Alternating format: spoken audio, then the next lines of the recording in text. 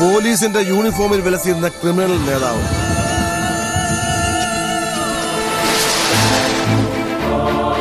നിങ്ങൾ ഇപ്പോ വായിച്ച വേദപുസ്തകത്തിലെ ദുഷ്ടനും അധർമ്മയും ശത്രു ഞാൻ തന്നെയാ. പേര് നടേശൻ.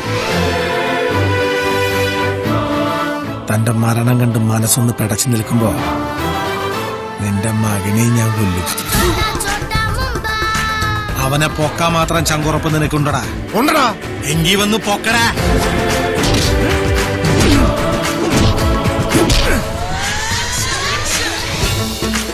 നല്ല മീൻനാറ്റമുണ്ട്.